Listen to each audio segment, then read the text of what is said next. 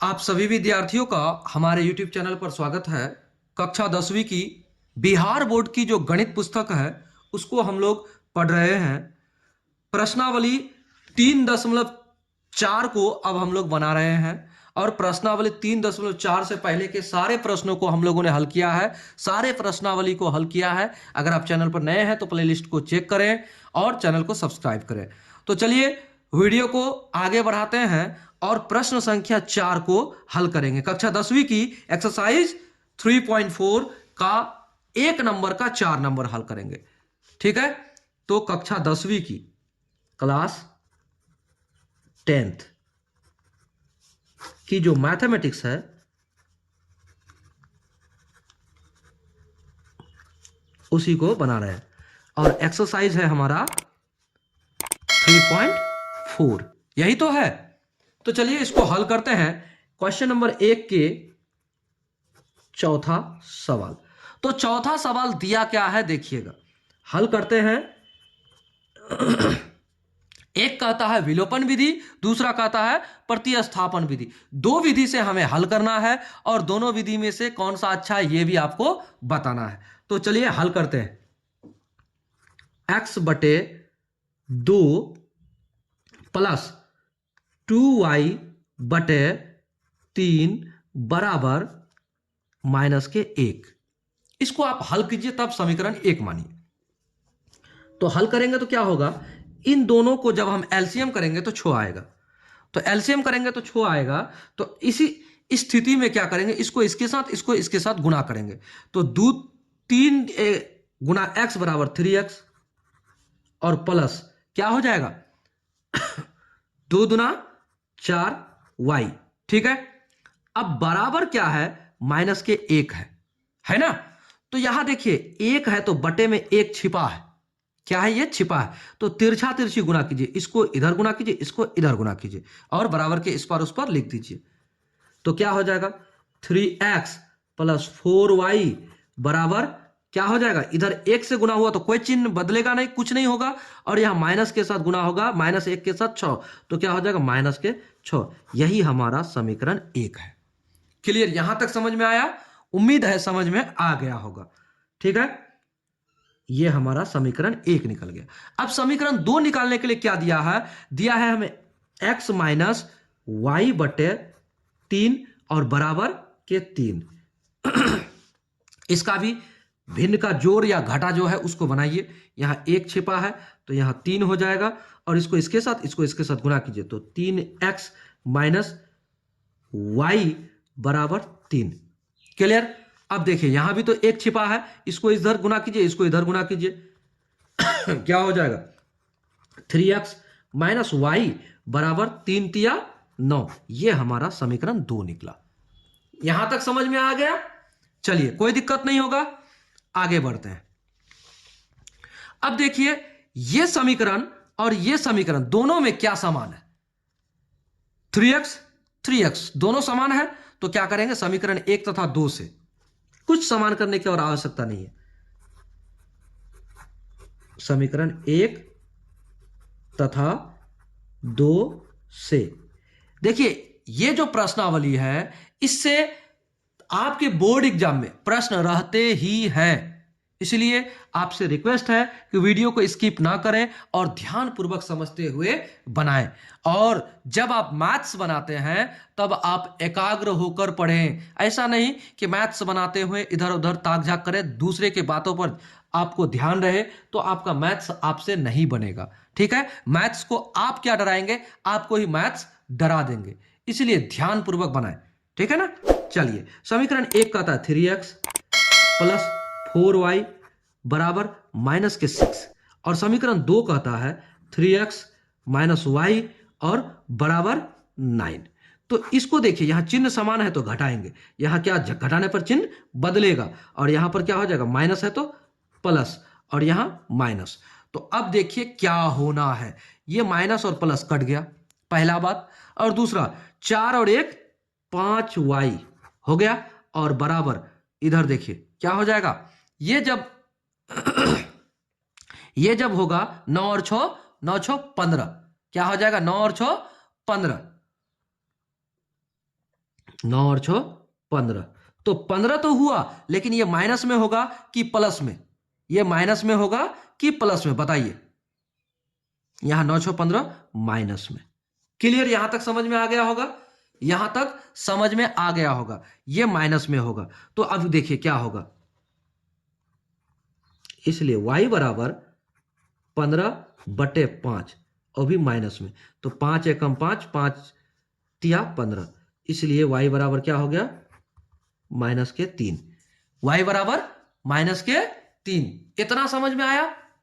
y बराबर -3, इतना समझ में आ गया होगा। ठीक है ना? तो चलते हैं अब अगला, आगे बढ़ते हैं।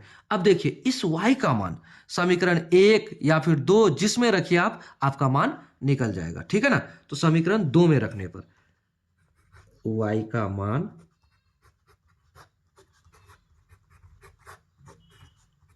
समीकरण 2 में रखने पर समझ में आ रहा होगा, उम्मीद है समझ में आ रहा है।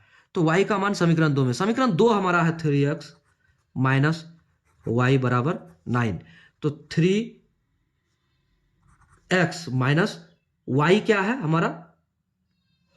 पहले से ऑलरेडी -3 है, और बराबर हमारा क्या है? 9। तो अब देखिए माइनस और माइनस जब गुणा में होगा तो क्या हो जाएगा? वो प्लस होगा। तो 3x प्लस 3 बराबर 9। अब देखिए क्या होगा, 3x बराबर 9 और ये प्लस वाला 3 इस पार जाएगा तो क्या हो जाएगा? माइनस में होगा। होगा कि नहीं? हो जाएगा। तो अब क्या करेंगे? 3x बराबर 9 से 3 घटा तो 6। अब क्या हो जाएगा? x बराबर 6/3, 3 एकम 3, 3 दूना 6, इसलिए x बराबर हमारा 2 आ गया। x बराबर 2। तो हम कह सकते हैं x बराबर 2 और y बराबर -3।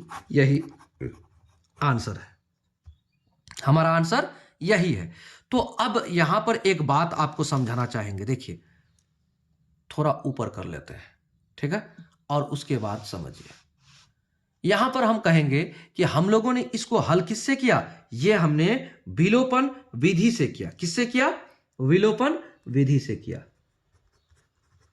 विलोपन विधि से इसे हल किया। क्लियर? तो विलोपन विधि से हमने इसे हल किया, तो अब हमें क्या करना है? प्रतिस्थापन विधि से भी इसे हल करना है। क्लियर?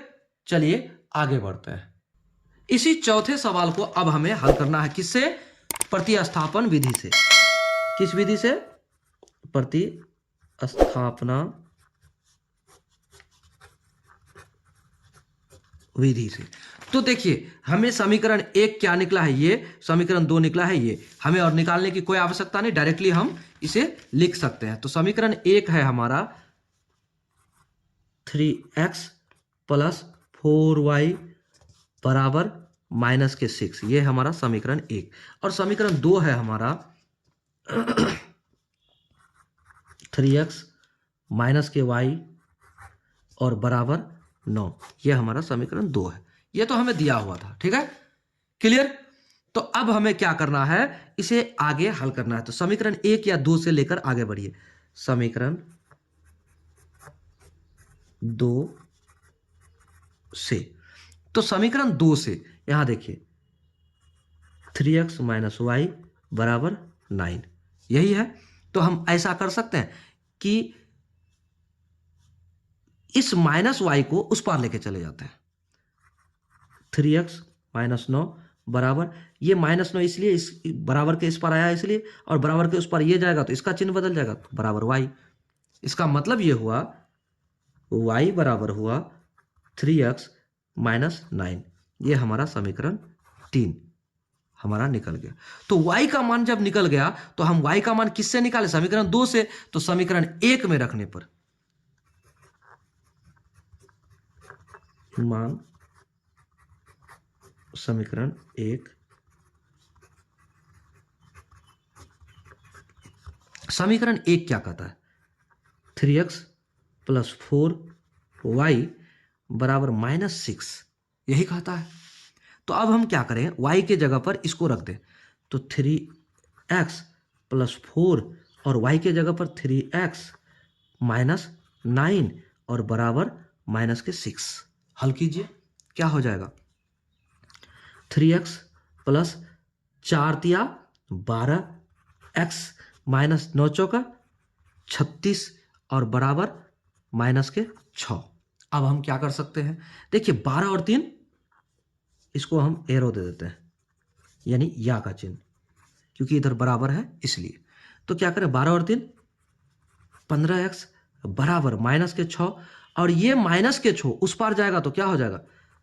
प्लस के 36 होगा ना। माइनस के 36 उस पार जाएगा तो प्लस के 36। तो घटाइए, 15x बराबर 36 से 6 घटेगा तो कितना हो जाएगा? 30। तो अब हमारा x बराबर क्या हो जाएगा? 30/15। तो काटिए, दूना 30, x बराबर 2। हमारा क्या निकल गया? x बराबर 2। तो x बराबर 2 यहां भी तो निकला था कि नहीं? ठीक है, तो चलिए x बराबर 2। तो अब x का मान समीकरण 3 में रखने पर, अब x का मान चाहे आप जिसमें रखिए, जिस समीकरण में, आपका मान निकलेगा ही।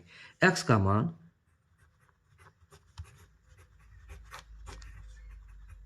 3 में